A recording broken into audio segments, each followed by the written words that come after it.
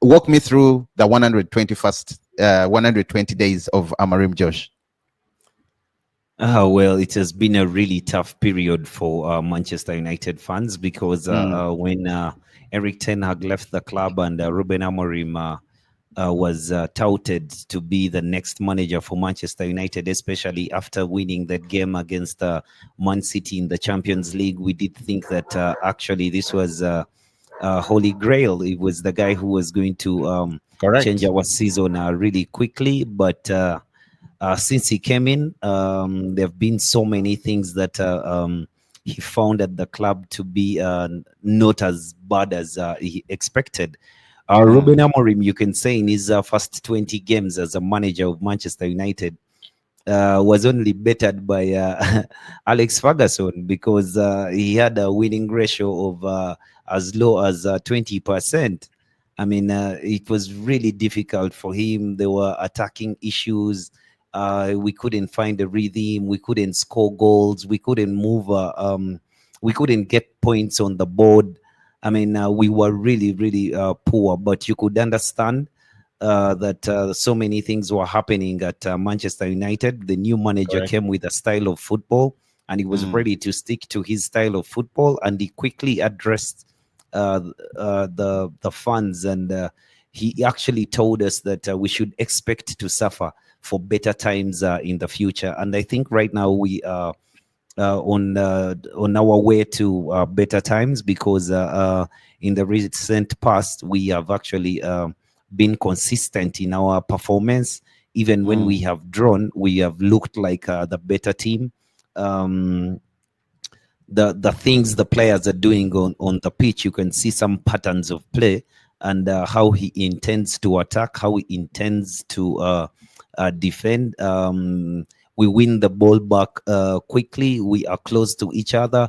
There's a diamond formation these days that we have on the pitch when we are in attack. So on and off the ball in the recent past, we've not been as bad as we were before.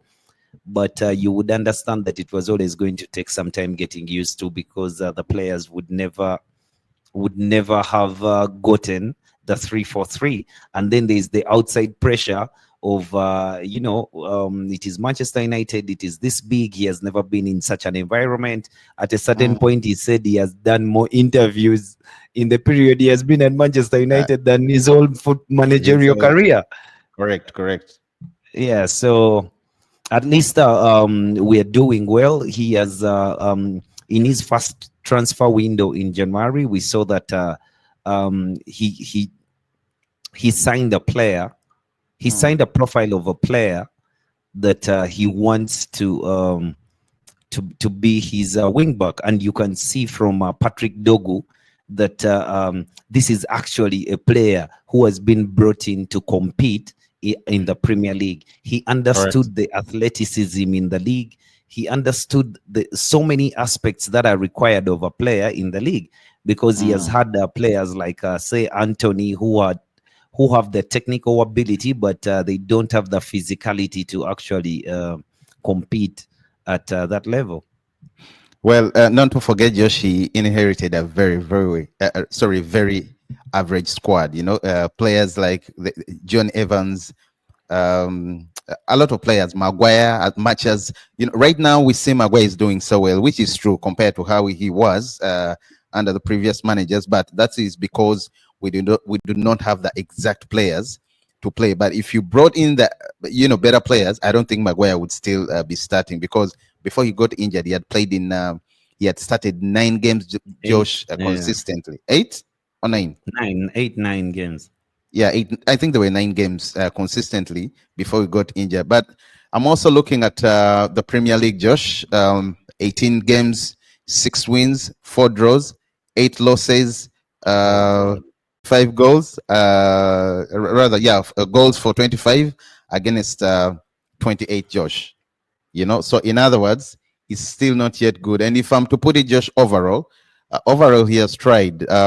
If you're to look at this, his record by March 17th stood at 13 wins, Josh, 5 draws, and 10 losses across all competitions. Of course, Josh, with a notable Europa runs such as the recently 4-1 win over Real Sociedad off the pitch.